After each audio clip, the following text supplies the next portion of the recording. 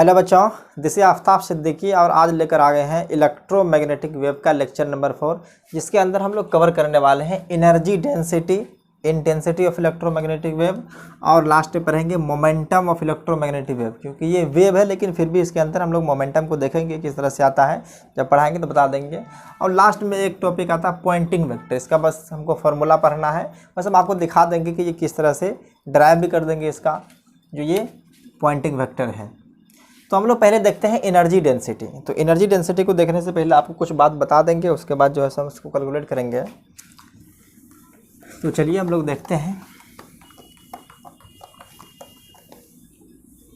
जैसा कि हम लोग जानते हैं कि सन से आने वाले जितने भी रेडिएशन है वो सारे इलेक्ट्रोमैग्नेटिक वेव है।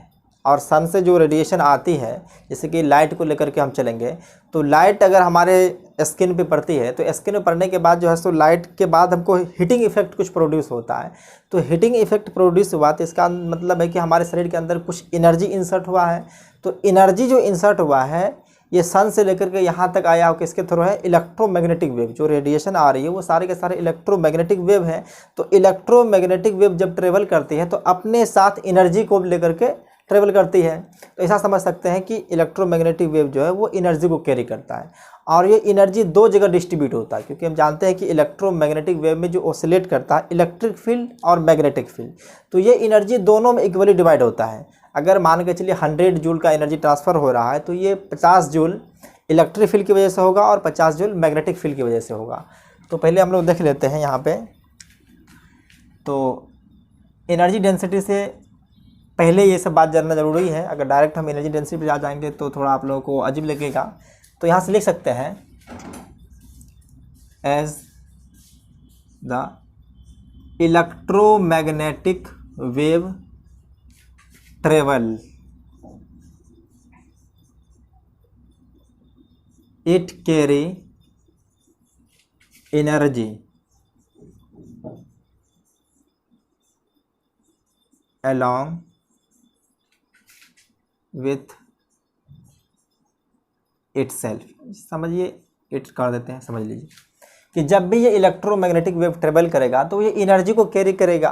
तो ये एनर्जी जो होती है वो दो जगह डिस्ट्रीब्यूट होगा। क्योंकि जनरली हम जानते हैं कि इलेक्ट्रोमैग्नेटिक वेव में ऑसिलेट जो करता है वो इलेक्ट्रिक फील्ड और मैग्नेटिक फील्ड करता है। तो ये एनर्जी इक्वली डिवाइड होता है। इसका फॉर्मूला हम लोग देखेंगे और उसको ड्राफ भी कर देंगे कि ये जितना एनर्जी कैरी करेगा इलेक्ट्रिक फील्ड उतना ही मैग्नेटिक फील्ड करता है। तो यहाँ से लिख सकते हैं दिस एनर्जी, मतलब जो एनर्जी ये ट्रेवल हो रहा है इलेक्ट्रोमैग्नेटिक वेव के थ्रू, यही energy, this energy equally divided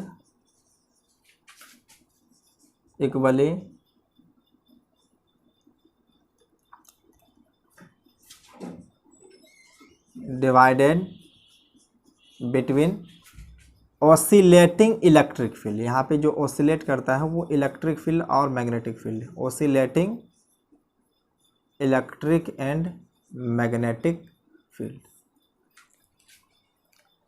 और जनरली हम जैसे जानते हैं कि जो सन से रेडिएशन आता है तो यहाँ से लेकर के सन से लेकर के अर्थ तक का डिस्टेंस आप जानते हैं कि बहुत ज़्यादा है, क्योंकि बहुत सारे स्पेस हैं। तो हम एनर्जी के बारे में बात नहीं करेंगे, एनर्जी डेंसिटी। एनर्जी डेंसिटी होता है एनर्जी पर यूनिट वॉल्यूम। तो यहाँ से कह सकते हैं प्रैक्टिकली अगर देखेंगे तो लिख सकते हैं कि प्रैक्टिकली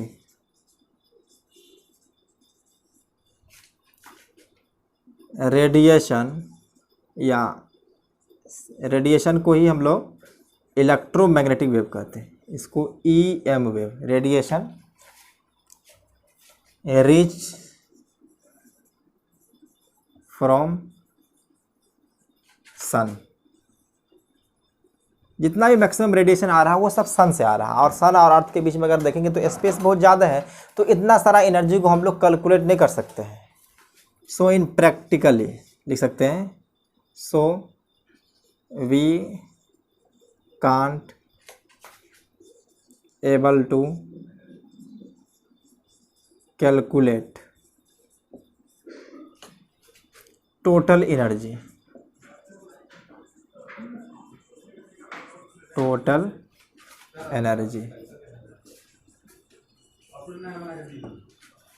तो इसलिए हम लोग क्या करते हैं, एनर्जी पर यूनिट वॉल्यूम निकालेंगे। hence we calculate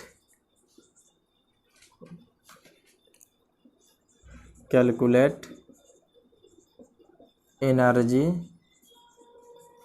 पर यूनिट वॉल्यूम, और इसी एनर्जी पर यूनिट वॉल्यूम को हम लोग कहेंगे एनर्जी डेंसिटी पर यूनिट वॉल्यूम, या इसी को चाहे तो ब्रैकेट में एनर्जी डेंसिटी कर देते हैं, एनर्जी डेंसिटी। तो आप समझ गए कि एनर्जी डेंसिटी हम लोग क्यों करते हैं कैलकुलेट। तो एनर्जी डेंसिटी कैलकुलेट इसलिए करते हैं कि जो वॉल्यूम है बहुत ज़्यादा है, तो हम लोग एक यूनिट वॉल्यूम में कितना एनर्जी इंसिडेंट हो रहा है, या उसके अंदर कितना एनर्जी इमिट हो रहा है, या उससे कितना पास हो रहा है, ये बात को हम लोग समझने के लिए एनर्जी डेंसिटी कैलकुलेट करेंगे। तो अब ये एनर्जी डेंसिटी क्या है इसको समझिए। तो ये है एनर्जी डेंसिटी। एनर्जी डेंसिटी को जनरली हम लोग स्मॉल यू से रिप्रेजेंट करते हैं, एनर्जी को कैपिटल यू से रिप्रेजेंट करते थे, इसी तरह से एनर्जी डेंसिटी को स्मॉल यू से। और ये लिखा जाता है एनर्जी पर यूनिट वॉल्यूम। एक यूनिट मतलब एक यूनिट वॉल्यूम में या एक मीटर क्यूब के अंदर कितना एनर्जी पास हो रहा है या कितना एनर्जी स्टोर हो रहा है, उन्हीं को हम लोग कहते हैं एनर्जी पर यूनिट वॉल्यूम या energy density. Energy divide by energy store समझ लीजिए, एनर्जी स्टोर पर यूनिट वॉल्यूम। अब इनका एसआई यूनिट के बारे में बात करेंगे तो एनर्जी का आप जानते हैं, एनर्जी का एसआई यूनिट जो होता है वो जूल होता है, एसआई यूनिट। तो एनर्जी का जूल हो जाएगा। अब वॉल्यूम जो होता है वो मीटर क्यूब, तो इसको जूल पर मीटर क्यूब कह सकते हैं, चाहे तो इसको शॉर्ट फॉर्म में जूल मीटर क्यूब। और डायमेंशन भी अगर इसका निकालना चाहे तो यहाँ से इजीली डायमेंशन भी कैलकुलेट कर सकते हैं। डायमेंशन को कैलकुलेट करने के लिए एनर्जी का डायमेंशन आप जानते हैं, फोर्स इनटू एल। तो ये mL/T⁻⁻² होता है, और ये मीटर क्यूब का हो जाएगा एल क्यूब। तो एल क्यूब हो चुका है, तो इसको कैलकुलेट कर करके आप लिख सकते हैं mL-1 और T⁻²। तो आपको एनर्जी डेंसिटी का यूनिट और वॉल्यूम दोनों पता चल चुका है। तो इससे पहले हम लोग जब देखे थे कि इलेक्ट्रोमैग्नेटिक वेव जो क्रिएट होती है या सोर्स जो होता है वो ऑसिलेटिंग चार्ज पार्टिकल होता है, और अपने सिलेबस में जो दिया गया है ऑसिलेटिंग चार्ज पार्टिकल हम लोग एलसी ऑसिलेशन पढ़े थे। तो यहाँ पे कैपेसिटर और एक इंडक्टर होता है। तो कैपेसिटर प्रोड्यूस करता है इलेक्ट्रिक फील्ड, और इंडक्टर की वजह से आता है मैग्नेटिक फील्ड। और एनर्जी जो वहाँ से स्टोर होती है या एनर्जी जो रिलीज होती है, जैसे कि चार्ज वहाँ पे वेरी करेगा, चार्ज वेरी करेगा तो वहाँ से रेडिएशन निकलेगा, और रेडिएशन जिसको निकलता है वो इलेक्ट्रोमैग्नेटिक वेव के फॉर्म में होता है। और वो रेडिएशन इलेक्ट्रिक फील्ड और मैग्नेटिक फील्ड को चेंज करने की वजह से आया है, क्योंकि जनरली सन से लेकर के अर्थ तक के बारे में बात करेंगे तो यहाँ बहुत सारा स्पेस जहाँ पे वैक्यूम है, किसी भी तरह का मीडियम नहीं है। अब मीडियम नहीं है तो इलेक्ट्रिक फील्ड और मैग्नेटिक फील्ड को ऑसिलेट करने के लिए कोई मीडियम की ज़रूरत नहीं होती है। तो इसलिए ये इलेक्ट्रोमैग्नेटिक वेव जो है सो एक नॉन मैकेनिकल वेव है, जिसको ट्रेवल करने के लिए किसी मीडियम की रिक्वायरमेंट नहीं होती है। लेक्चर नंबर 1 में ही बता दिए थे। तो चलिए इसको मिटा करके हम लोग एनर्जी डेंसिटी देखते हैं इलेक्ट्रिक फील्ड में और मैग्नेटिक फील्ड में। तो इसको नोट कर लिए, चलिए इसको मिटा देते हैं। तो अब हम लोग देखेंगे जो एनर्जी हम लोग को मिलता है वो या तो इलेक्ट्रिक फील्ड होगा या तो मैग्नेटिक फील्ड होगा। तो दोनों में हम लोग एनर्जी डेंसिटी देख लेंगे, और वेव का इक्वेशन भी बताए थे, तो उससे कैलकुलेट कर करके हम लोग इलेक्ट्रिक फील्ड के अंदर कितना एनर्जी पर यूनिट वॉल्यूम आएगा, जिसको एनर्जी डेंसिटी कहेंगे, और फिर मैग्नेटिक फील्ड में देख लेंगे। तो पहले हम लोग देखने वाले हैं energy density in electric field. तो हेडिंग दीजिए energy density in electric field. तो यहाँ से हम लोग देखेंगे एनर्जी स्टोर इन कैपेसिटर, क्योंकि इलेक्ट्रिक फील्ड जो होती है वो कैपेसिटर के अंदर ही हम लोग देखते थे और वहीं पे एनर्जी स्टोर होता है। तो energy store in electric field, energy store in electric field को इस तरह शॉर्ट फॉर्म में भी लिख सकते हैं। तो इलेक्ट्रिक फील्ड के अंदर हम लोग एनर्जी स्टोर देखते हैं जनरली कैपेसिटर के अंदर। तो कैपेसिटर को इस तरह से बना लेते हैं, ये कैपेसिटर है। अगर इसका कैपेसिटेंस देखेंगे तो इसको कैपेसिटेंस सी मान लेते हैं, इसको ऊपर कर लिख देते हैं। कैपेसिटेंस सी, एरिया ए है, और इन दोनों प्लेट के बीच का डिस्टेंस को हम लोग कंसिडर कर लेते हैं, इसका ज़रूरत पड़ने वाला है। तो मान लिए इन दोनों प्लेट के बीच का डिस्टेंस जो है वो डी है, और इसके ऊपर मान लेते हैं कि फ़िलहाल चार्ज प्लस क्यू है और इस पर माइनस क्यू है, तभी तो एनर्जी स्टोर होगा। अगर कैपेसिटर के ऊपर चार्ज है तो एनर्जी स्टोर होगा। तो यहाँ से एनर्जी जो स्टोर होता है उसको जनरली हम लोग यू ई से रिप्रेजेंट करेंगे। इलेक्ट्रिक फील्ड है इसलिए यहाँ से यू ई, और मैग्नेटिक फील्ड पे चलेंगे तो वहाँ पे यू बी से करेंगे। तो इसका फॉर्मूला आप पढ़ेंगे कि 1/2 Q²/C, और यहाँ से आपको पता है कि Q को हम लोग C × V भी लिख सकते हैं। अगर Q लिखना चाहेंगे, इसका पोटेंशियल डिफरेंस, अगर पोटेंशियल डिफरेंस पर लिखेंगे तो मान लेते हैं कि पोटेंशियल डिफरेंस इसका V है। पोटेंशियल मान लेते हैं इसके क्रॉस V है। तो यहाँ से Q = CV का रिलेशन होता है, पता है, इसको पढ़ चुके हैं आप लोग। तो यहाँ से देखिए, अगर इसको लिखना चाहेंगे तो 1/2 Q को C² V² / C, तो यहाँ से ये आ जाएगा 1/2 CV²। जनरली इस फॉर्मेट में बहुत लोग याद रखते हैं। एनर्जी स्टोरिंग कैपेसिटर जो होता है 1/CV² होता है। तो हम लोग को निकालना है energy density, energy per unit volume. तो यहाँ से हम लोग देख लेते हैं, पहले कैपेसिटेंस का फॉर्मूला आप लोग जानते हैं, इसको पढ़े होंगे। कैपेसिटेंस जो होता है वो होता है ε0A/D।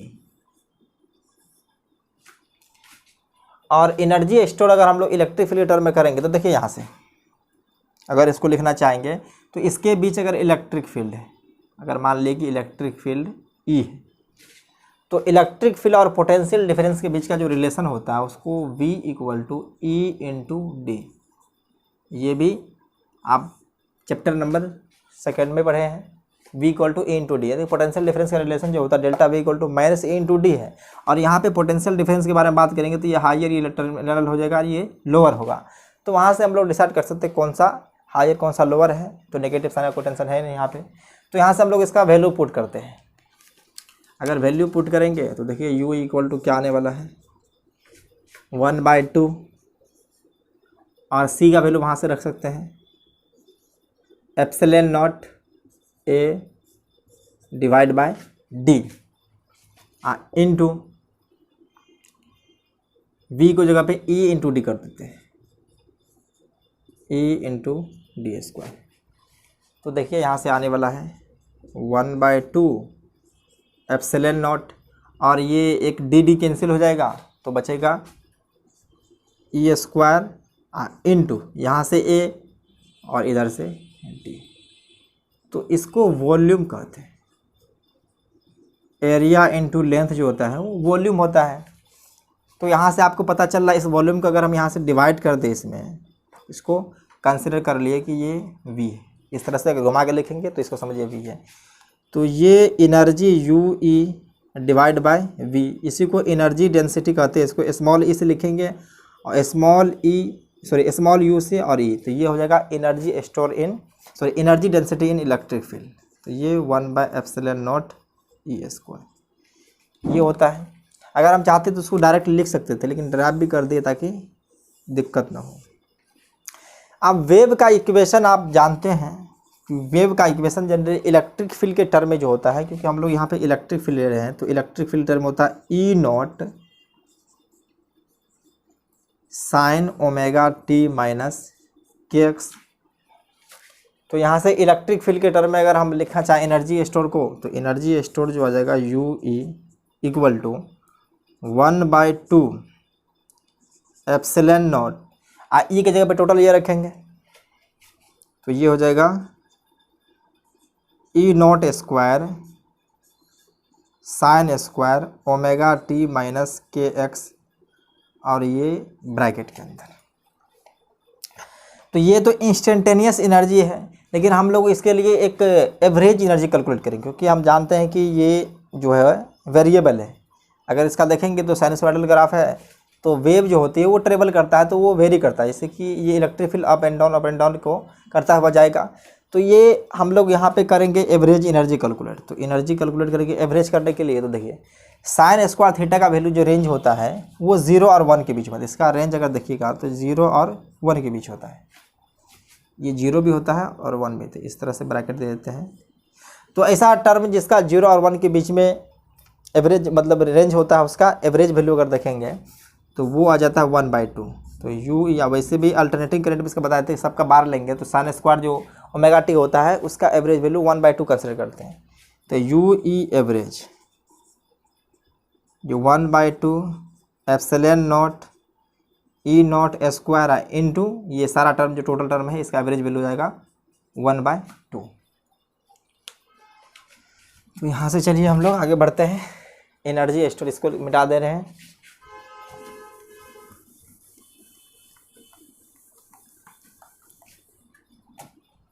तो यहाँ से आ गया energy store in electric field, energy density in electric field.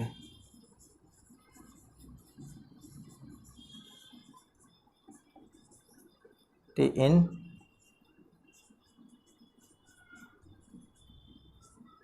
Electric field of electromagnetic wave है, ऑफ EMW इलेक्ट्रोमैग्नेटिक वेव। तो इसको UE, और ये एवरेज वैल्यू ही है। तो अगर जब हम कुछ नहीं लिखेंगे तो आपको एवरेज वैल्यू ही कंसिडर करके चलना है। तो ये आ चुका, देखिए 1/2 1/2 1/4 आ जाएगा। एप्सिलॉन नॉट ई नॉट स्क्वायर, यहाँ पे ई नॉट पीक वैल्यू को रिप्रेजेंट कर रहा है, और UE जो है सो ये एवरेज है। ये है एवरेज वैल्यू और ये है पीक वैल्यू, देख लिए। तो इलेक्ट्रिक फील्ड के अंदर जो एनर्जी डेंसिटी होती है 1/4 एप्सिलॉन नॉट ई नॉट स्क्वायर, और इसी तरह से मैग्नेटिक फील्ड भी एनर्जी स्टोर करेगा, तो उसका भी हम लोग निकालेंगे। तब तक इसको आप लोग नोट कीजिए।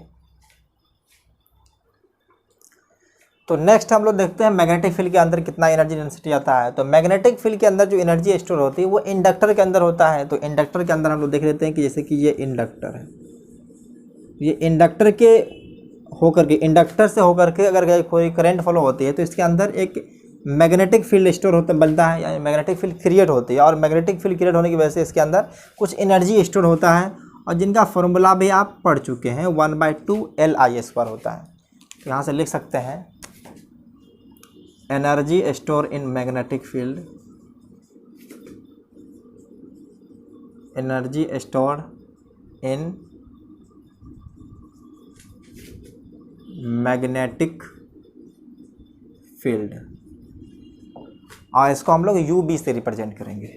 तो इसको UB कर देंगे 1/2 LI²। मान लीजिए इसका इंडक्टेंस जो है वो L है, इंडक्टेंस L है, और इंडक्टेंस अगर ये इंडक्टेंस L है, तो यहाँ से हम लोग इंडक्टेंस का फॉर्मूला भी पढ़ चुके हैं। इंडक्टेंस जो होता है, जिस तरह से कैपेसिटेंस का फॉर्मूला होता है, उसी तरह से इसका भी होता है।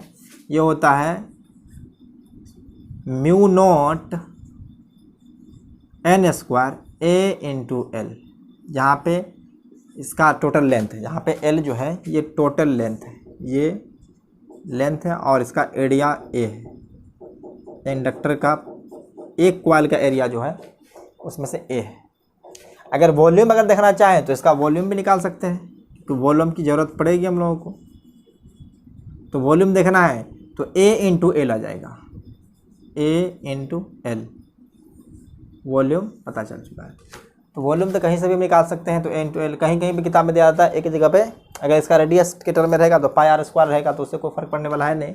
हम लोग इंडक्टेंस को पुट करेंगे L = μ0 Ni² AL। तो चलिए हम लोग यहाँ पे मैग्नेटिक फील्ड के टर्म में लाने वाले हैं। तो मैग्नेटिक फील्ड भी यहाँ से आप देख सकते हैं कि एक ये सोलेनॉइड की तरह है। तो सोलेनॉइड के अंदर जो मैग्नेटिक फील्ड होती है B = μ0 Ni, इस तरह से लिख सकते हैं। तो L का वैल्यू हम लोग यहाँ पे पुट कर रहे हैं। तो एल का वैल्यू पुट करेंगे तो ये आ जाएगा 1/2, एल की जगह पे रखिए value mu not an square,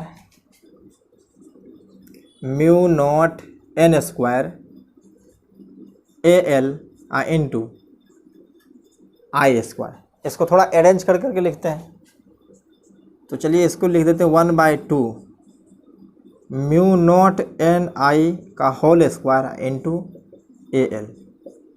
और देखिए यहाँ से म्यू नॉट एक ही था एन स्क्वायर, तो स्क्वायर डाल दिए तो आ जाएगा, ये आई स्क्वायर ये भी आ जाएगा, और यहाँ से एक म्यू नॉट से हम डिवाइड कर देते हैं, थोड़ा सा अरेंज किए हैं ताकि ये मैग्नेटिक फील्ड टर्म में आ जाएगा। तो देखिए म्यू नॉट एन आई यहाँ से मैग्नेटिक फील्ड दिख रहा है, तो इसको अगर हम चाहें तो चलिए इसको यू बी करते जाइए, ये यू बी है मतलब energy store in magnetic field. तो यहाँ से लिख सकते हैं 1/2 म्यू नॉट, ये आ जाएगा B square into A L, और ये एरिया इंटू लेंथ, इसी को तो वॉल्यूम हम लोग कंसिडर किए हैं। इसको मान लेते हैं कि ये v, इस तरह से v लिख देते हैं। तो एनर्जी पर यूनिट वॉल्यूम वही एनर्जी डेंसिटी होता है। तो यहाँ से हम लोग इसको चाहें तो इसको डिवाइड कर सकते हैं, इसको U B by V equal to small U B. ये एनर्जी डेंसिटी आ चुका है। तो एनर्जी डेंसिटी का फॉर्मूला इससे पहले भी हम बता चुके थे, B square by 2 mu naught. तो चलिए एनर्जी डेंसिटी मैग्नेटिक फील्ड के अंदर आ चुका है। और वेव के टर्म में हम देखना है तो वेव का इक्वेशन अगर चाहें तो लिख सकते हैं, इसको मिटाने वाले हैं, तो इसका काम खत्म है, इसको मिटा देते हैं।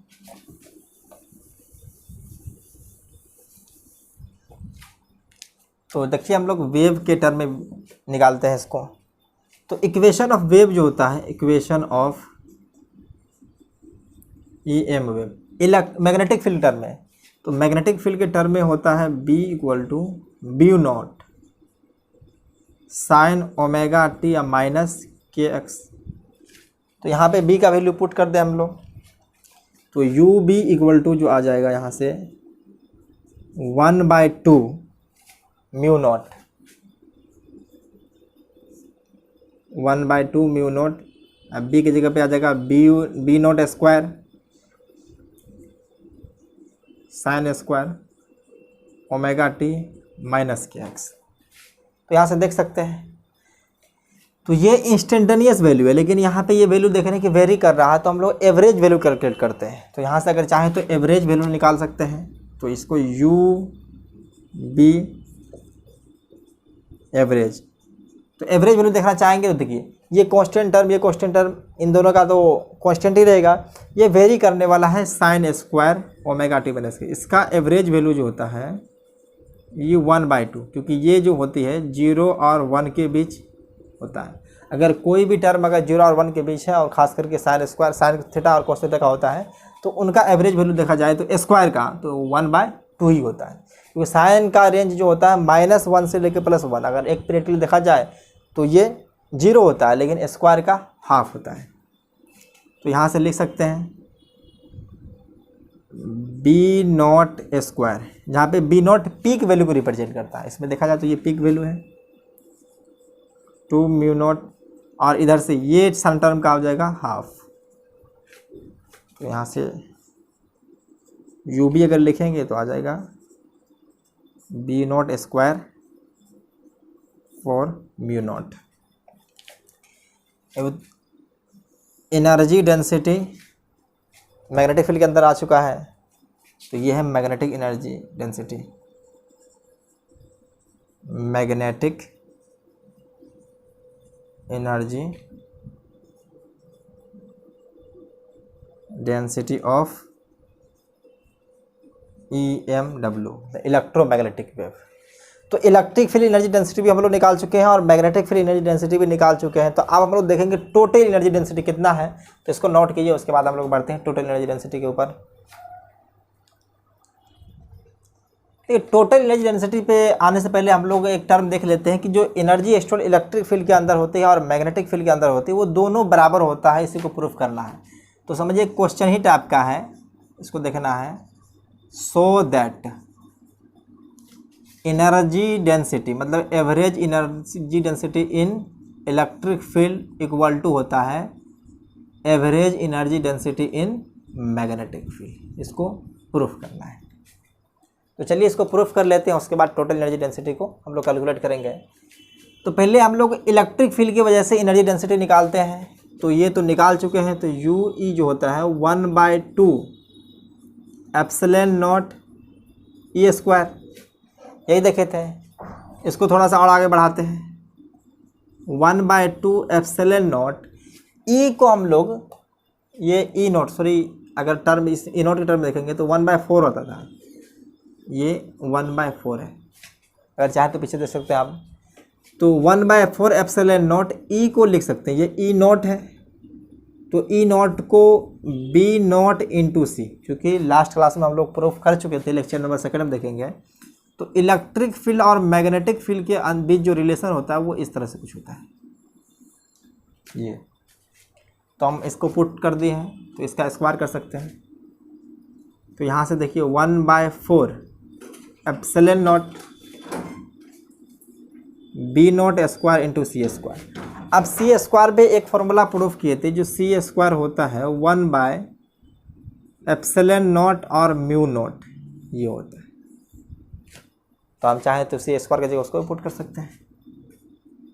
तो ये 1/4 एप्सिलॉन नॉट बी नॉट को वैसे रहने देंगे, और सी स्क्वायर की जगह पे लिख देंगे 1/म्यू नॉट एप्सिलॉन नॉट। तो यहाँ से एप्सिलॉन नॉट कैंसिल हो जाएगा, तो कैंसिल होने के बाद बचेगा क्या, बी नॉट स्क्वायर, ये तो वैसे ही रहेगा। तो यहाँ से देखिए ये आ चुका है B naught square by 4 mu naught. और यही आपको पता है कि मैग्नेटिक एनर्जी डेंसिटी था। तो यहाँ से प्रूफ हो चुका है। देखिए यू ई से चले थे और यू बी तक पहुँच चुके हैं, और ये दोनों वैल्यू जो है वो एवरेज वैल्यू है, ये एवरेज वैल्यू है। यहाँ पे ये दोनों को कह दें ये एवरेज वैल्यू है। तो आप देख लीजिए कि दोनों जो एनर्जी डेंसिटी जो इलेक्ट्रिक फील्ड के अंदर होती है और मैग्नेटिक फील्ड के अंदर, वो दोनों बराबर होता है। इससे पहले हम शुरुआत में ही कह दिए थे कि जो एनर्जी स्टोर इलेक्ट्रिक फील्ड और मैग्नेटिक फील्ड दोनों के अंदर होती है वो बराबर होता है। तो बराबर जो होती है वो बता दिए कि जो आप यहाँ से हम लोग लिख सकते हैं, चाहें तो इसको लिख सकते हैं 1/4 epsilon naught E naught square equal to 1/4 B naught square by mu naught. ये दोनों बराबर आ चुका है। तो टोटल एनर्जी हम लोग कैलकुलेट कर लेते हैं। तो इसको मिटा देते हैं। चलिए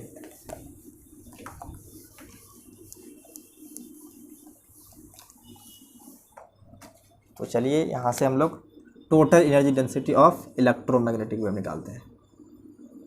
total energy density of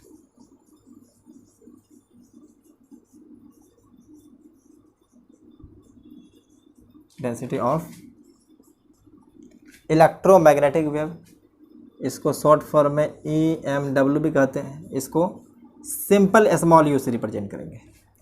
total energy density को हम लोग यू से रिप्रेजेंट करेंगे, चाहे तो इसको UT से भी कर सकते हैं, लेकिन कोई ज़रूरी नहीं है। तो चलिए यहाँ से इन दोनों को लिखेंगे। तो ये टोटल एनर्जी डेंसिटी जो हो जाएगा वो energy density due to electric field plus energy density due to magnetic field. तो इसको हम लिख सकते हैं UE प्लस UB। तो अब देखिए UE का value 1/4 epsilon naught E square होता है, 1/4 एप्सिलॉन नॉट ई naught square plus 1/4 mu naught, इसको बी नॉट स्क्वायर, इसे भी कर सकते हैं। आप जानते हैं कि इन दोनों का वैल्यू बराबर है, तो चाहे इसके टर्म में रखें चाहे इसके टर्म में रखें। तो इसको हटा कर हम यही रख देते हैं।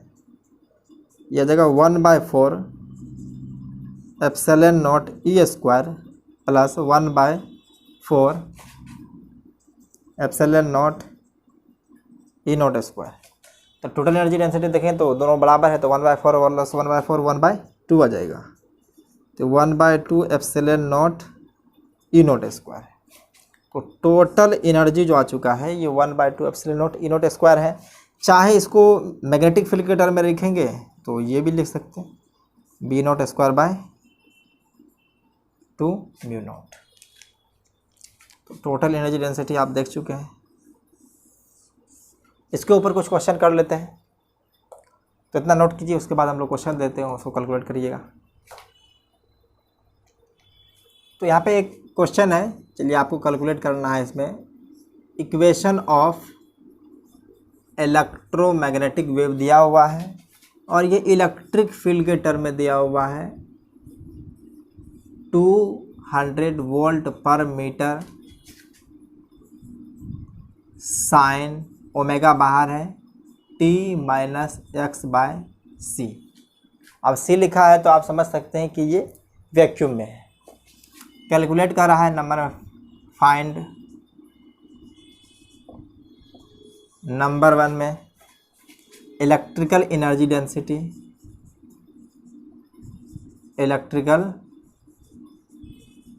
एनर्जी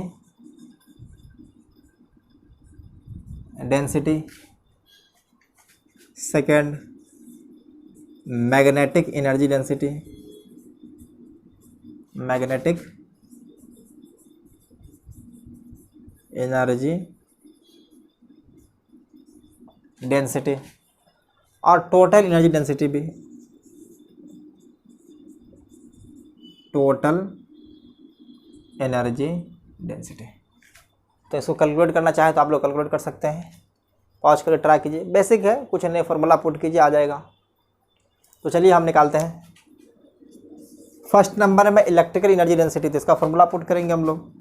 तो यहाँ से यू ई निकालना चाहेंगे तो ये 1/2 एप्सिलॉन नॉट ई नॉट स्क्वायर। देखिए ई नॉट का वैल्यू दिया हुआ है यहाँ पे 200 वोल्ट पर मीटर है, तो एसआई यूनिट में लेकर चलते हैं तो सब एसआई यूनिट में ही आएगा। तो ये 1/2 और एप्सिलॉन नॉट का वैल्यू जानते हैं 8.85 इंटू 10⁻⁻12, और ई नॉट का वैल्यू यहाँ से आ जाएगा 200 का स्क्वायर देखेंगे तो ये 4 पे 4 0 आ जाएगा, आ गया।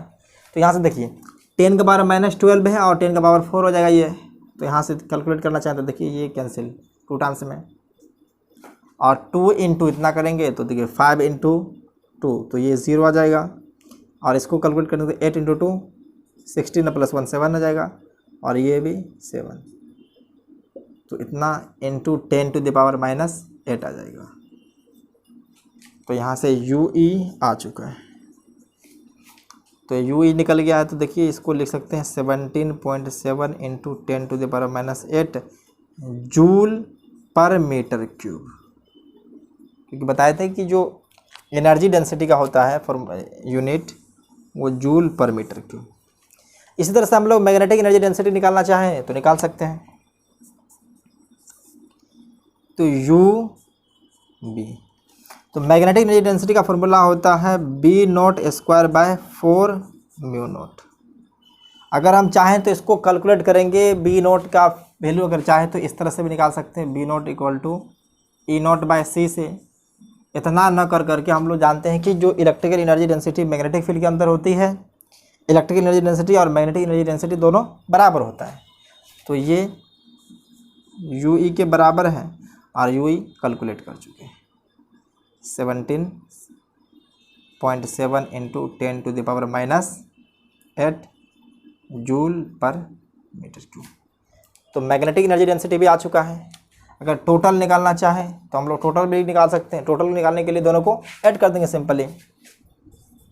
तो टोटल निकालना है तो यू, मान लीजिए टोटल एनर्जी डेंसिटी निकाल रहे हैं तो ये हो जाएगा इलेक्ट्रिकल की वजह से और मैग्नेटिक की वजह से। तो ये 17.7 इंटू 10⁻⁻8 इंटू 2 कर देंगे, काम ख़त्म। इसको चाहे तो कैलकुलेट कर सकते हैं, 4 ये 3 ये 5 into 10⁻⁻8 joule per metre cube है। ये टोटल एनर्जी डेंसिटी आ चुका है, देख लिए। तो एक होमवर्क के लिए कर देते हैं, ठीक है, होमवर्क के लिए सेम रहेगा। इसको हम मैग्नेटिक फील्ड कर देते हैं और ये टेस्ला आ जाएगा। इसको कैलकुलेट कर सकते हैं आप, ये टेस्ला आ जाएगा, ये टेस्ला, और ये मैग्नेटिक फील्ड की टर्म में रहेगा। सेम फाइंड करना है, ये HW लॉ, इसको नोट कीजिए। तो नेक्स्ट आ रहा है इंटेंसिटी ऑफ इलेक्ट्रोमैग्नेटिक वेव। तो इंटेंसिटी पहले हम लोग समझ लेते हैं, उसके बाद निकाल लेंगे इलेक्ट्रोमैग्नेटिक वेव का इंटेंसिटी क्या आने वाला है। तो पहले इंटेंसिटी का हेडिंग दीजिए। इंटेंसिटी होता क्या है? इंटेंसिटी, इसको रिप्रेजेंट आई से करते हैं, इसको रिप्रेजेंट आई से। इससे पहले अगर आप वेव पढ़े होंगे तो वहाँ पे इंटेंसिटी आता है, तो फिर समझ लीजिए कि इंटेंसिटी क्या होता है पहले। तो जनरली अगर हम देखेंगे किसी स्पेस या किसी भी मीडियम में, तो जो वेव ट्रेवल करता है कुछ इस तरह से होता है। ये मान लिए कि ये वेव ट्रेवल कर रहा है, ये EM वेव है, इसको ऊपर नहीं नीचे लिख देते हैं। ये इलेक्ट्रोमैग्नेटिक वेव कुछ इस तरह से ये ट्रेवल कर रहा है।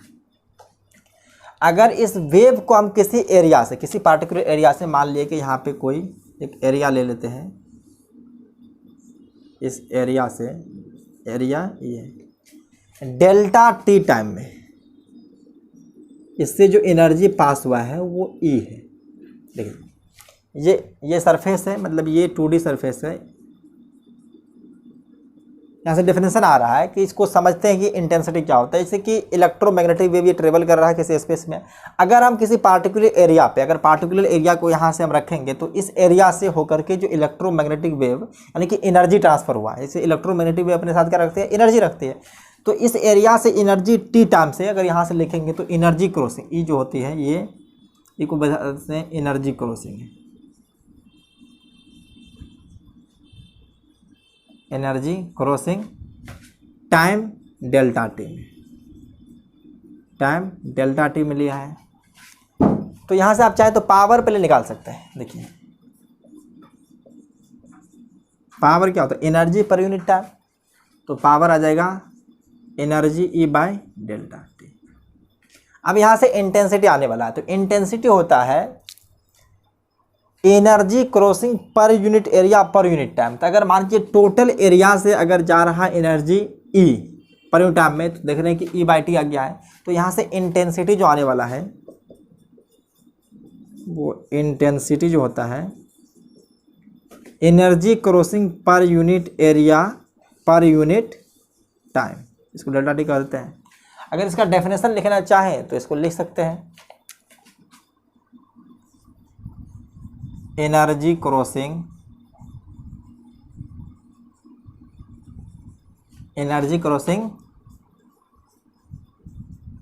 पर unit area per unit time. और ये देख रहे हैं कि सरफेस जो लिए हैं इलेक्ट्रोमैग्नेटिक वेव के परपेंडिकुलर है।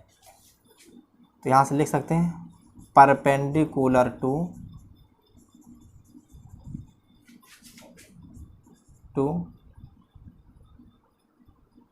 Wave propagation.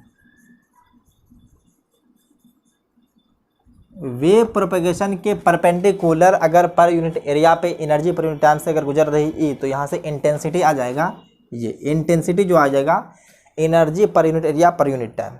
तो अगर आप चाहें तो पावर और एनर्जी को रिलेट भी कर सकते हैं। ये पावर है, इसको हम लोग P से रिप्रेजेंट कर सकते हैं। और एनर्जी का फार्मूला, सॉरी इंटेंसिटी का जो फार्मूला आ चुका है वो इंटेंसिटी कुछ इस तरह से।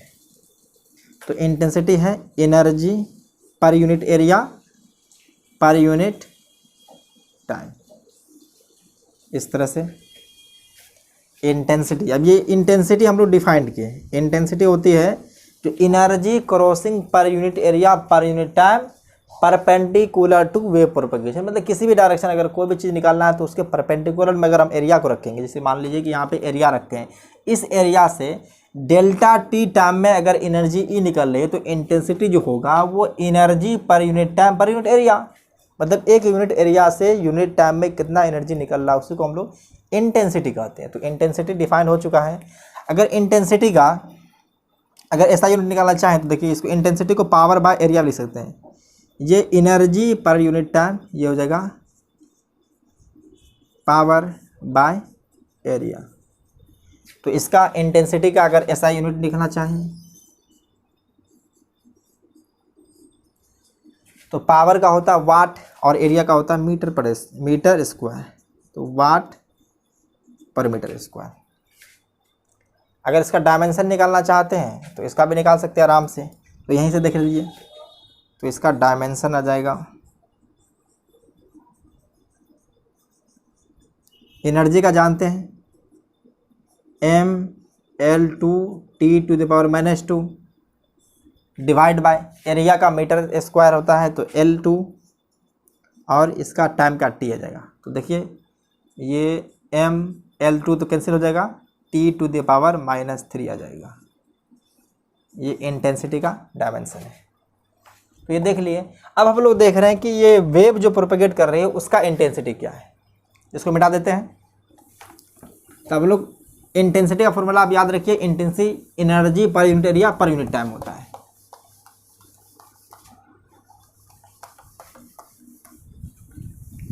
तो अब हम लोग देखने वाले हैं intensity of electromagnetic wave.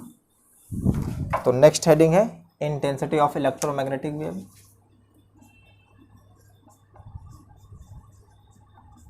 Intensity of electromagnetic wave.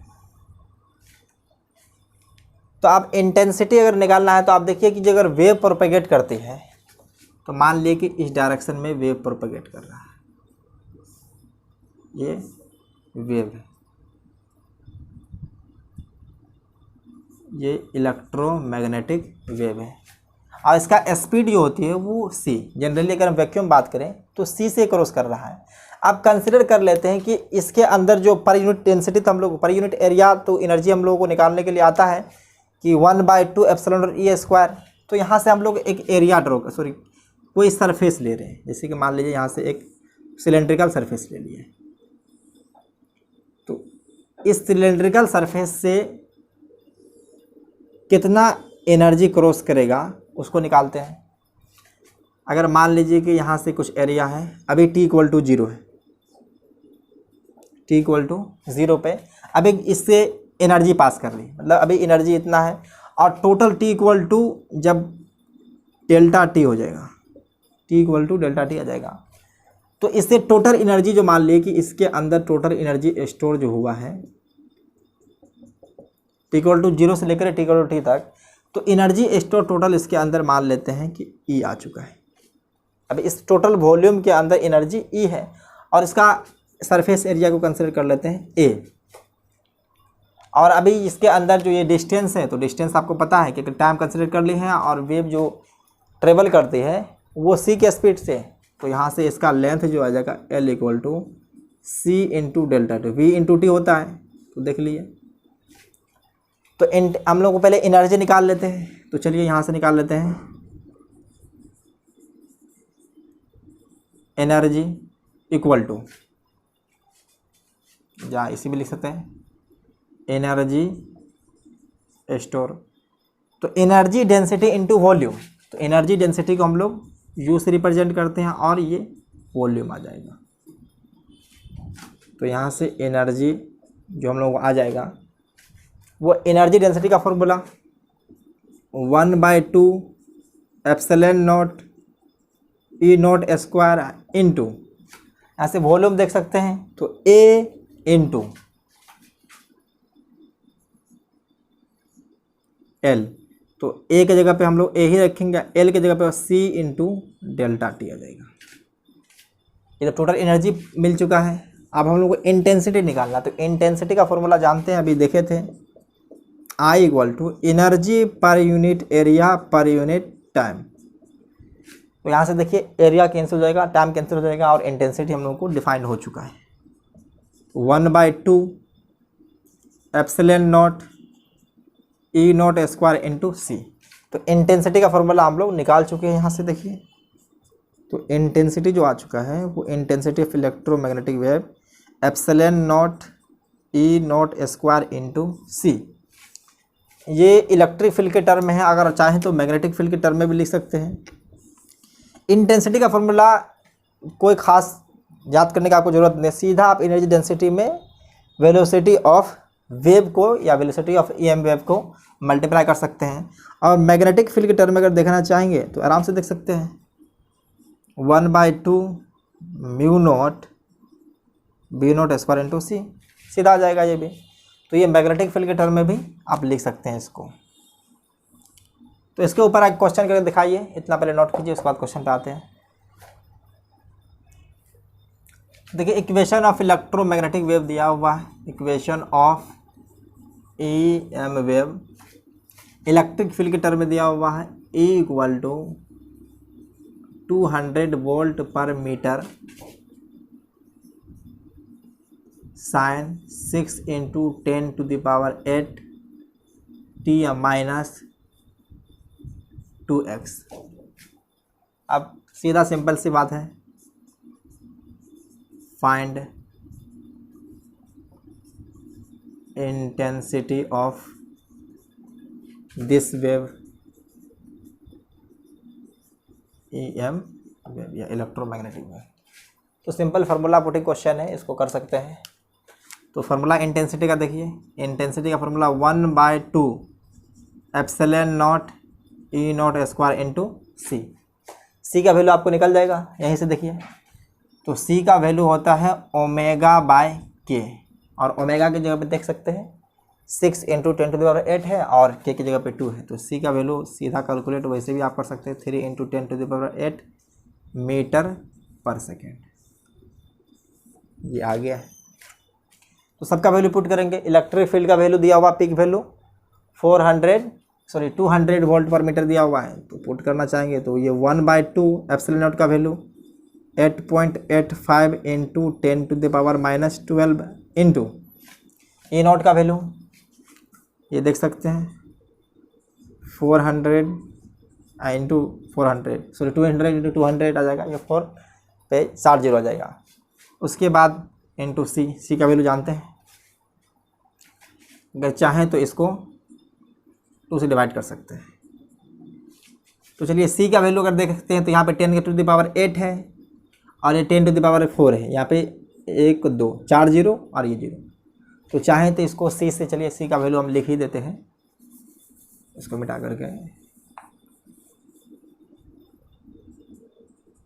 3 × 10⁸। तो ये और ये कैंसिल हो जाएगा, जो बचेगा 3 × 6 है। तो ये 8.85 × 6। इसको कैलकुलेट करेंगे तो देखिए इंटेंसिटी का फॉर्मूला जो यूनिट आता है वो वाट पर मीटर स्क्वायर है, तो उसी में आएगा। तो देखिए ये 0 आ जाएगा, 1 आ जाएगा और ये 53। ये इतना इंटेंसिटी आ चुका है, ये वाट पर मीटर स्क्वायर है। तो ये सिंपल सा एक न्यूमेरिकल था जिसको देख लिया। तो हम लोग पॉइंट सोर्स के लिए देखते हैं कि इंटेंसिटी किस तरह से आता है। तो इसको मिटा देते हैं।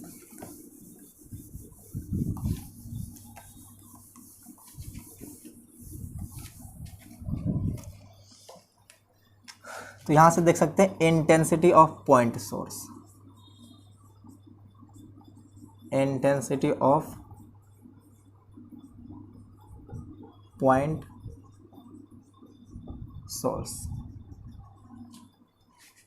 अगर हम यहाँ से मान लेते हैं कोई पॉइंट सोर्स है, जनरली ये हमारा कोई पॉइंट सोर्स है, इस पॉइंट सोर्स से जो पावर निकल रही है वो P निकल रही है। मान लेते हैं कि ये पावर जो निकल रहा है इससे P मीट हो रहा है। तो ये पॉइंट सोर्स से जो मान के चलिए जो इलेक्ट्रोमैग्नेटिक वेव को हम लोग लाइट ही लेते हैं, अगर पॉइंट सोर्स से देखेंगे तो ये रोशनी हर तरफ निकलेगा। ये एक स्फेरिकल शेप में निकला, जैसे यहाँ पे रखे हुए हैं तो ये हर तरफ, इधर भी जाएगा, इधर भी जाएगा, इधर भी जाएगा, मतलब हर तरफ ये चारों तरफ से इस तरह से होगा। अगर हम चाहेंगे तो इसको अगर कुछ डिस्टेंस पे तो एक स्फेयर कंसिडर कर सकते हैं। तो यहाँ से देख सकते हैं कि r डिस्टेंस पे जो इंटेंसिटी किस तरह से वेरी करता है। तो इससे r डिस्टेंस पे अगर हम चाहें तो एक स्फेयर ड्रॉ कर सकते हैं। तो ये r डिस्टेंस पे है, तो यहाँ से जो आ जाएगा ये स्फेरिकल टर्म में आ जाएगा। तो ठीक ही लग रहा है थोड़ा सा। इसको पॉइंट सोर्स को थोड़ा शिफ्ट कर देते हैं इस तरफ। अगर किसी पॉइंट सोर्स का अगर पावर गिवन दिया हुआ है तो इंटेंसिटी हमको निकालना, मान के चलिए इस पॉइंट पे अगर इंटेंसिटी निकालना है, अगर इंटेंसिटी निकालना है तो पावर बाय एरिया, तो इस ये एरिया जो हो जाएगा, देखिए यहाँ पे गिवन है पावर जो है सो दिया हुआ है P है। अगर पावर दिया रहेगा तो इंटेंसिटी हमको इस पॉइंट पे चाहिए। ये x पॉइंट पे अगर इंटेंसिटी को देखेंगे तो इंटेंसिटी का फॉर्मूला देखे थे, पावर पर यूनिट एरिया यानी कि energy per unit area per unit time होता है। तो इसको ऐसे भी लिख सकते हैं, पावर बाय एरिया। तो अगर पॉइंट सोर्स का पावर तो फिक्स है, क्योंकि पावर जो सोर्स इमिट करेगा वही पावर ये पूरा स्फेयर के ऊपर है। जैसे कि अगर मान के चलिए एक स्फेरिकल सरफेस है, तो ये टोटल आर्ट सिस्टम जितने भी सरफेस होंगे सब पे वही पावर इमिट होगा। तो इस पॉइंट पे अगर इंटेंसिटी अगर हम देखना चाहें, तो अगर मान के चलिए इस पे ऐसे इंटेंसिटी वेव निकल रहा होगा, या इससे रोशनी जो इस तरह से कुछ ऐसे निकल रहा होगा, ये हर तरफ निकल रहा होगा, ये इससे हर तरफ निकल रहा होगा। लेकिन हम इंटेंसिटी देखना चाहें इस पॉइंट पे, तो इस पॉइंट पे इंटेंसिटी देखने के लिए हमको पावर पर यूनिट एरिया करना पड़ेगा। तो इंटेंसिटी यहाँ से जो आ जाएगा वो पावर तो कांस्टेंट है, और एरिया जो होता है स्फीयर का 4πr²। तो अगर पावर कांस्टेंट है तो इंटेंसिटी देखने की, इंटेंसिटी जो पॉइंट सोर्स के लिए वेरी कर रहा है 1 मतलब इन्वर्स रेशियो ऑफ स्क्वायर है रेडियस का। अगर जितना दूर जाएंगे तो उसके इन्वर्स रेशियो के स्क्वायर से डिक्रीज करेगा। अगर यहाँ पे इस पॉइंट पे अगर इलेक्ट्रिक फील्ड हम लिखना चाहें, तो देखिए इंटेंसिटी को आप इलेक्ट्रिक फील्ड के टर्म में लिख सकते हैं।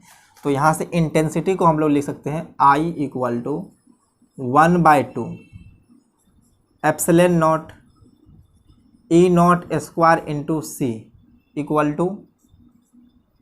P/4πr²। ये r² है। तो अगर देखा जाए तो यहाँ पे देखिए ये ऊपर स्क्वायर है और ये स्क्वायर, तो इलेक्ट्रिक फील्ड जो वेरी कर रहा है, सिंपल हम इलेक्ट्रिक फील्ड लिखना चाहेंगे तो वो इन्वर्स रेशियो ऑफ डिस्टेंस। जितना दूर जाएंगे इलेक्ट्रिक फील्ड का वैल्यू उसके इन्वर्स रेशियो में डिक्रीज होगा, लेकिन इंटेंसिटी जो होता है वो इन्वर्स रेशियो के स्क्वायर पे डिपेंड होता है। तो ये फॉर्मूला आप याद कर सकते हैं। अगर इस तरह से अगर लिखें तो इंटेंसिटी का फॉर्मूला, और ये अगर पॉइंट सोर्स है तो पॉइंट सोर्स से जितना दूर जाएंगे उसके इन्वर्स रेशियो के स्क्वायर पे इंटेंसिटी डिक्रीज होगा, और इलेक्ट्रिक फील्ड देखेंगे तो डिस्टेंस के इन्वर्स रेशियो में डिक्रीज होगा। मैग्नेटिक फील्ड भी अगर आप चाहें तो इस तरह से लिख सकते हैं। अगर मैग्नेटिक फील्ड का अगर देखें इंटेंसिटी के टर्म में, तो होता है B0² 2μ0 इंटू C। यहाँ से मैग्नेटिक फील्ड भी देख सकते हैं, तो ये मैग्नेटिक फील्ड भी इन्वर्स रेशियो से डिक्रीज कर रहा है। अगर इस पॉइंट पे देखेंगे तो ये वेव अगर इस डायरेक्शन में प्रोपेगेट कर रहा है तो इलेक्ट्रिक फील्ड ऐसे प्रोपेगेट करेगा इस प्लेन में, और मैग्नेटिक फील्ड जो है सो ये, जैसे कि ये वाई में चल रहा है, अगर सी ये वेव चल रहा है इसमें, अगर मान लीजिए कि वेव चल रहा है एक्स डायरेक्शन में, तो इलेक्ट्रिक फील्ड जो इस पॉइंट पे ऑसिलेट करेगा वो वाई में करेगा, और मैग्नेटिक फील्ड जो करेगा वो जेड में करेगा। तो इस पॉइंट पे ये एक्स पॉइंट जो कंसिडर किया, एक्स पॉइंट पे अगर हम इलेक्ट्रिक फील्ड चाहे मैग्नेटिक फील्ड चाहे तो निकाल सकते हैं, इंटेंसिटी पे चाहे तो निकाल सकते हैं, अगर पावर दिया हुआ है तो। इसी से रिलेटेड एक क्वेश्चन है जिसको हम करा देते हैं, तो इतना को नोट कीजिए, उस क्वेश्चन पे आते हैं। तो देखिए क्वेश्चन यहाँ पे दिया हुआ है, इसी से रिलेटेड क्वेश्चन है। तो एक पॉइंट सोर्स दिया हुआ है, ये पॉइंट सोर्स है जिसका पावर दिया हुआ है 10 वाट है, मान लीजिए 10 वाट है। इससे मान लीजिए कि R = 5 मीटर, 5 मीटर पे कैलकुलेट करने के लिए कह रहा है कैलकुलेट। ये पॉइंट सोर्स है, तो पॉइंट सोर्स से मान के चलिए इस पॉइंट पे देखेंगे, अगर पॉइंट x है, ये कैलकुलेट नंबर 1 में I एट पॉइंट x। दूसरा आप चाहें तो आप निकाल सकते हैं electric field at point x, और तीसरा B0 का वैल्यू। ये सब पीक वैल्यू दे रहे हैं, ताकि पीक वैल्यू से ही आप क्वेश्चन को रिलेट कर सकते हैं। तो इसको कैलकुलेट कीजिए। देखिए इसको कर रहे हैं। अभी देखिए कि अगर ये एक्स पॉइंट पे देख रहे हैं, तो ये एक्स पॉइंट है, तो ये पॉइंट सोर्स है। अगर पॉइंट सोर्स से अगर देखेंगे जो इंटेंसिटी निकली वो चारों तरफ निकलेगा, चारों तरफ पूरी तरह से निकलेगा पूरे स्पेस में। तो इनसे होकर के हम एक स्फीयर ड्रॉ करेंगे, तो स्फीयर से होकर के जो पावर इमिट हो रहा है वही पावर से को हम यहाँ से अगर मान के चलिए कि अगर यहाँ से हम एक स्फीयर ड्रॉ किए, ये एक स्फीयर ड्रॉ किए, तो ये स्फीयर से हो करके जितना पावर इमिट होगा, ये इसका एरिया जो टोटल आएगा वो आ जाएगा 4πr²। तो इस पॉइंट का इंटेंसिटी जो हो जाएगा वो इंटेंसिटी हो जाएगा पावर बाय एरिया। मतलब ये एरिया जो लेना है 5 मीटर डिस्टेंस पे, वो टोटल सरफेस एरिया लेना है स्फीयर का। तो यहाँ से आप इतना जान गए हैं तो आप निकाल सकते हैं। तो चलिए पहले हम लोग इंटेंसिटी निकाल रहे हैं। तो इंटेंसिटी के लिए सीधा नंबर 1 में पावर बाय एरिया, तो पावर दिया हुआ है 10 वाट, एरिया 4π इंटू r²। तो r का वैल्यू हो जाएगा 5 × 5, सब ऐसा यूनिट में ही है। तो देख सकते हैं यहाँ से आ चुका है 1/, ये तो ऊपर 10 ही रहने दीजिए, ये 5 × 5 25 × 100, तो ये आ जाएगा 100π। और इसको चाहे तो 1/10π Wm² लिख सकते हैं। ये इंटेंसिटी आ चुका है। अब हमको इलेक्ट्रिक फील्ड निकालना है। तो इलेक्ट्रिक फील्ड और इंटेंसिटी के बीच में रिलेशन पता है आपको। तो इंटेंसिटी इक्वल टू होता है 1/2 ε0 E0²। तो यहाँ से E0² अगर आपको निकालना है तो सीधा वैल्यू पुट कर सकते हैं, इसको इक्वेट कर दीजिए इतना से। तो चलिए अभी पावर पाए एरिया ही रखा है। तो सबका वैल्यू अगर हम पुट करें तो देखिए ये आ जाएगा 1/2 × 8.85 इंटू E0² इक्वल टू, चलिए इसको थोड़ा सा इसी फॉर्मेट में रखते हैं क्योंकि हो सकता है कैंसिल हो जाए। तो पावर बाय एरिया, तो चलिए इसको P डिवाइड बाय 4πr²। तो यहाँ से इलेक्ट्रिक फील्ड का पहले फॉर्मूला निकाल लेते हैं। तो देखिए इलेक्ट्रिक फील्ड जो आ जाएगा E0² इक्वल टू, ये 2 ऊपर चले जाएगा, ε0 नीचे रह जाएगा, P बाय ये 2 कैंसिल कर सकते हैं, ये 2 कैंसिल हो जाएगा, तो ये रहने दीजिए। अभी ये 2π ε0 इस तरह से सेट कर रहे हैं कि ये वैल्यू कुछ ऐसा कैलकुलेट आ जाए जो काम बन जाए। इसको 4π रहने देते हैं, इसको 2, ये 4π ε0 r² देख रहे हैं, और E² है। तो चलिए इसको थोड़ा सा सही कर देते हैं। देखिए ये 1/4π ε0 आपको K जैसा दिख रहा होगा, तो इसका वैल्यू तो आपको जानते ही हैं, 9 × 10⁹ मीटर क्यूब, सॉरी ऐसा यूनिट में होता है। तो सब ऐसा यूनिट में लिखे हैं, तो वो Nm²/कूलम होता है। तो चलिए इसको लिख लेते हैं। तो इलेक्ट्रिक फील्ड का फॉर्मूला जो आ जाएगा E0² है, तो 2 × ये 110 आ जाएगा, और इसका वैल्यू भी जानते हैं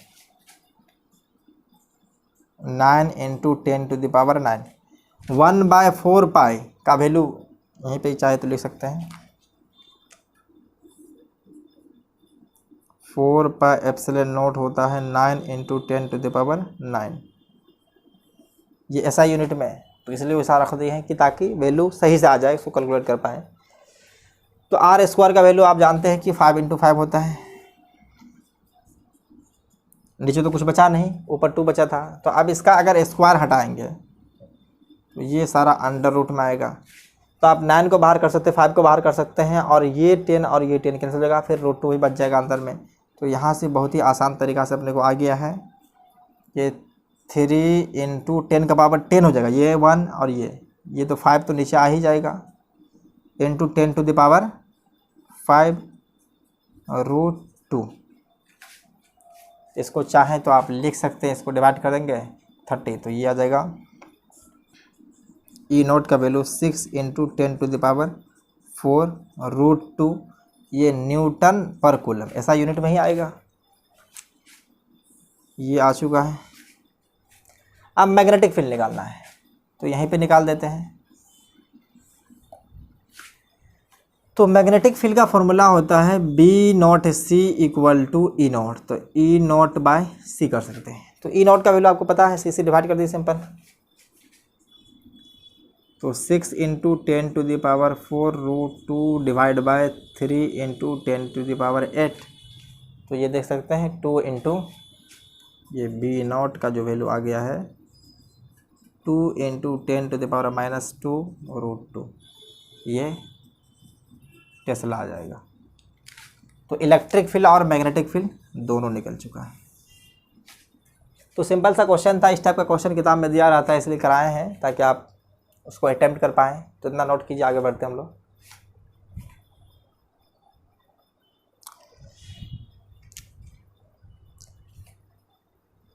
नेक्स्ट देख रहे हैं हम लोग मोमेंटम ऑफ इलेक्ट्रोमैग्नेटिक वेव।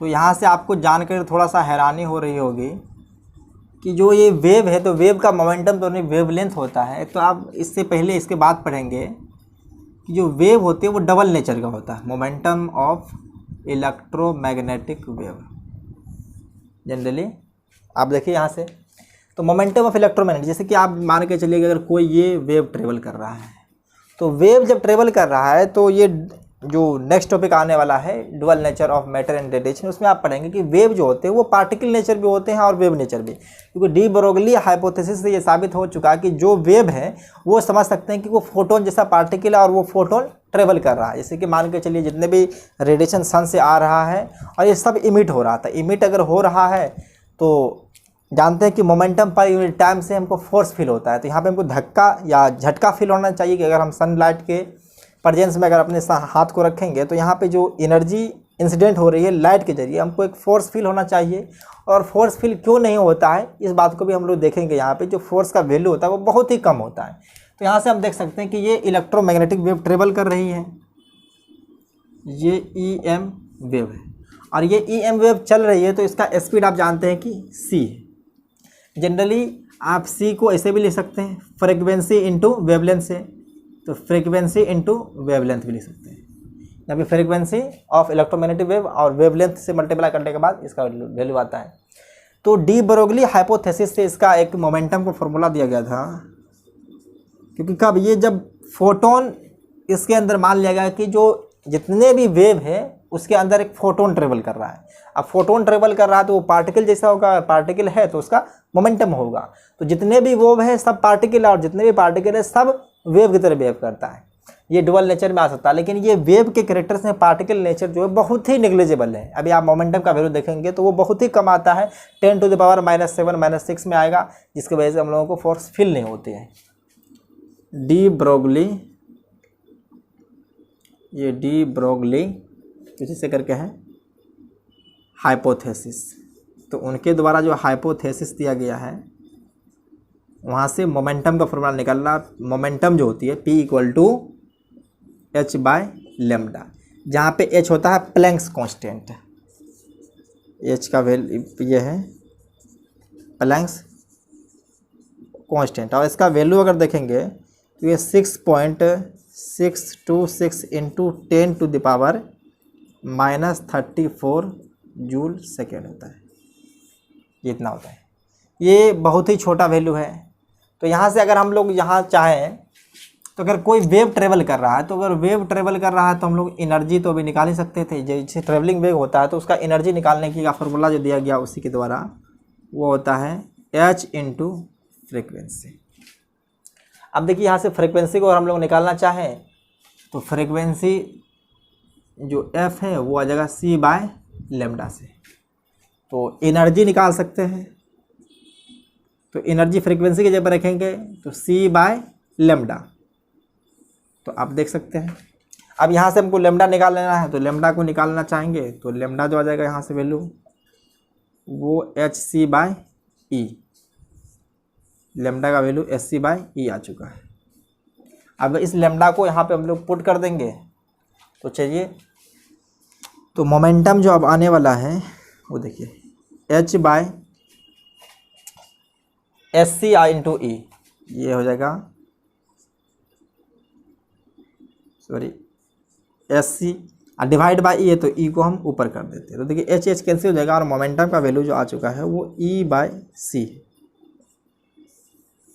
अब सी का वैल्यू जो होता है वो 3 × 10⁹ होता है। अगर कोई भी अगर मान के चलिए एनर्जी का ट्रांसफ़र कर रहा, मान के चलिए 100 जूल कर दिया एनर्जी 1 सेकेंड के अंदर, तो जो फोर्स जो फील होगा ये है momentum of E M wave, यही है मोमेंटम ऑफ इलेक्ट्रोमैग्नेटिक वेव। अगर ये मान के चलिए मोमेंटम अगर कहीं से टकरा करके अगर लौट करके आ रही है तो ये 2p हो जाएगा। तो 2p के लिए हम लोग 2e/c लिख सकते हैं। जैसे कि मान के चलिए एक बॉल को थ्रो किए, तो बॉल को जब थ्रो करेंगे तो जाते वक्त मोमेंटम p रहेगा, लौटते वक्त -p रहेगा। तो अगर हम चेंज इन मोमेंटम देखेंगे तो p माइनस, ये -p तो 2p हो जाएगा। तो उसी तरह से ये मोमेंटम जो है 2 टाइम्स मल्टीपल हो जाएगा। तो यहाँ से 2e/c कर सकते हैं। तो ये इसी बार बुक्स में साफ साफ दिया हुआ है। तो अगर कोई ट्रेवलिंग वेव है तो वो मोमेंटम भी ट्रांसफ़र करता है। मोमेंटम जो ट्रांसफ़र करता है वो e/c के रेशियो में होता है। अगर मान के चलिए कि वो 1 सेकेंड के अंदर वो 100 जूल एनर्जी ट्रांसफ़र किया है, तो अगर इसका मोमेंटम निकालना चाहें तो आप निकाल सकते हैं। देखिए ये आ जाएगा 100 डिवाइड बाय सी, सी का वैल्यू 3 × 10⁸ है। तो ये आ जाएगा 1/3 × 10⁻⁻5 न्यूटन। अगर 1 सेकेंड के अंदर मोमेंटम अगर ट्रांसफ़र हो रहा है तो उसी को हम लोग फोर्स भी कर सकते हैं। तो यहाँ से देख सकते हैं कितना छोटा वैल्यू आ रहा है, जिसकी वजह से हम लोग को फील नहीं होते हैं कि यहाँ पे फोर्स एग्जर्ट हो रही है। तो आप देख सकते हैं बहुत छोटा है। इसके बाद आता है एक पॉइंटिंग वेक्टर। ये पॉइंटिंग वेक्टर जो क्या है ये हायर क्लास की बात है, लेकिन यहाँ पे एक फॉर्मूला पढ़ना होता है कि वो बता देते हैं कि पॉइंटिंग वेक्टर क्या है।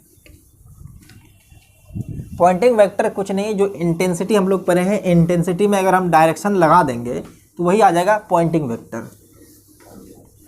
तो यहाँ से लिख सकते हैं पॉइंटिंग वेक्टर।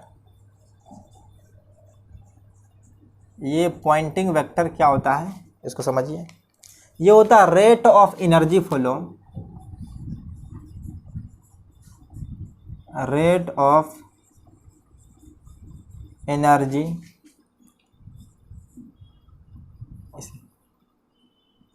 फ्लो पर यूनिट एरिया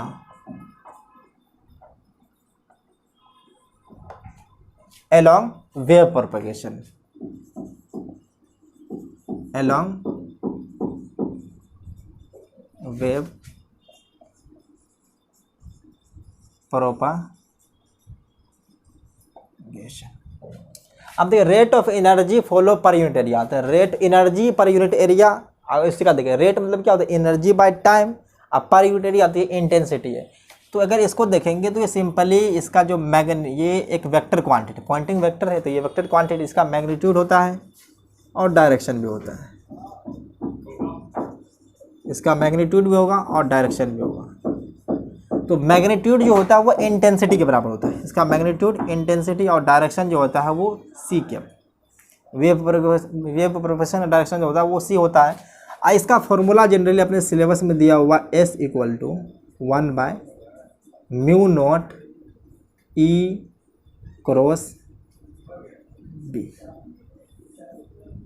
इसको आप प्रूव भी कर देंगे। तो जनरली हम लोग इंटेंसिटी, ये जो पॉइंटिंग वेक्टर को S से रिप्रेजेंट करते हैं। ये पॉइंटिंग वेक्टर को जनरली S से रिप्रेजेंट किया जाता है। तो ये पॉइंटिंग वेक्टर S है। तो अगर हम S को लिखना चाहेंगे तो सिंपली S को इंटेंसिटी और ये C, तो इंटेंसिटी का वैल्यू अभी देख चुके हैं 1/2 ε0 E0 का स्क्वायर इंटू C, और इसको C क्या फिर आने दीजिए।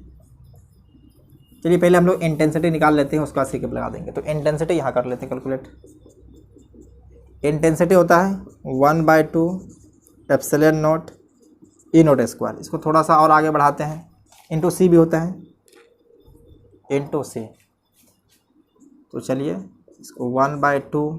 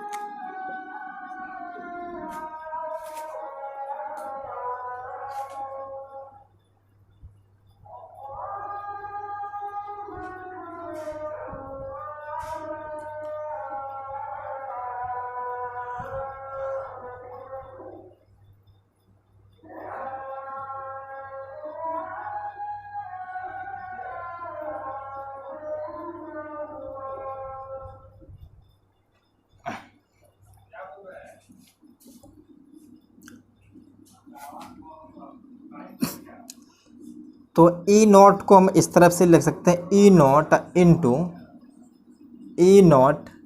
Into C. देखिए ई नॉट को बी के टर्म में भी लिख सकते हैं, इसको B naught into C. Electric field और इलेक्ट्रिक फील्ड और मैग्नेटिक फील्ड के बीच में जो रिलेशन होता है वो electric field B naught into C times होता है।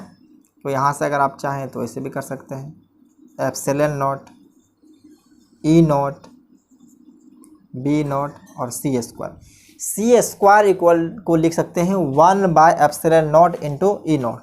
तो इसको लिख रहे हैं 1/2 एप्सिलॉन नॉट ये e naught B naught into 1/μ0 into epsilon naught. Epsilon naught cancel हो जाएगा और बचा यहाँ से 1/2 μ0 into e naught B naught. थोड़ा सा यहाँ से हम चेंज करने वाले हैं कि इस 2 को ऐसे लिख देते हैं, इस 2 को ये μ0 रहने देते हैं, इसको √2 और इसको भी √2 कर देते हैं। देखिए ये आरएमएस वैल्यू को रिप्रेजेंट करेगा, तो यहाँ से 1/μ0 ये इसको इलेक्ट्रिक फील्ड का RMS value into magnetic field का आरएमएस वैल्यू लिख सकते हैं। अब थोड़ा सा और इसको आगे एक्सपेंड कर रहे हैं।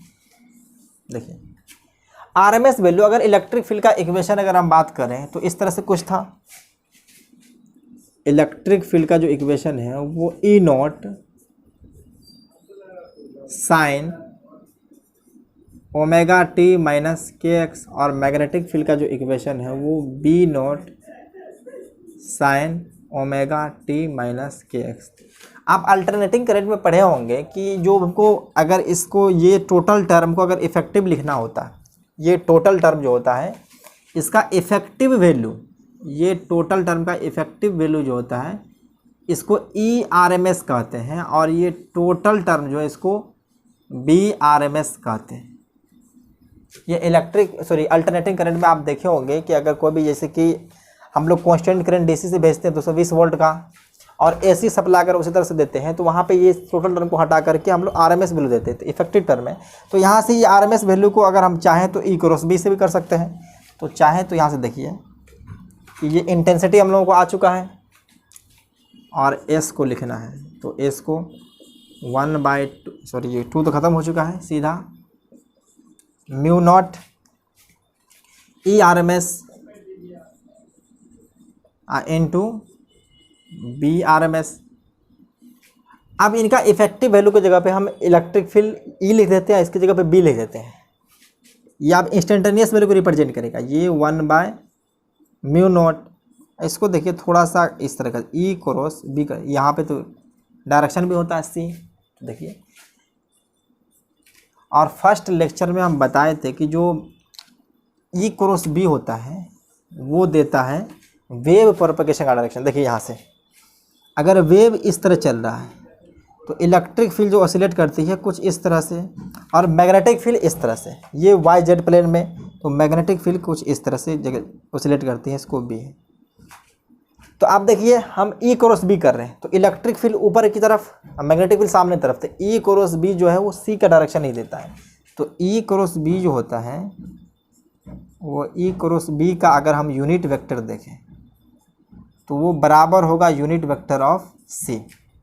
तो यहाँ से प्रूफ हो चुका है जो पॉइंटिंग वेक्टर है वो कुछ नहीं है, इंटेंसिटी में अगर हम डायरेक्शन लगा दें, किस डायरेक्शन में, वेव प्रोपगेशन डायरेक्शन में, तो इंटेंसिटी आएगा। सिंपली आपको याद है, कुछ आने की जरूरत नहीं। इसके ऊपर में आपको ये आई और बी का वैल्यू जो है सो कार्टेशियन फॉर्म आई जे के फॉर्मेट में दिया जाएगा। क्रॉस प्रोडक्ट कर करके म्यू नॉट का वैल्यू आप जानते हैं 1/4π × 10⁻⁷ होता है, उसको कैलकुलेट कर लेते हैं। तो ये आज के टॉपिक में सारा बात जो था हम बता दिए हैं। तो आज के लिए इतना ही। आप लोग पढ़ाई करते रहिए। Take care, bye bye.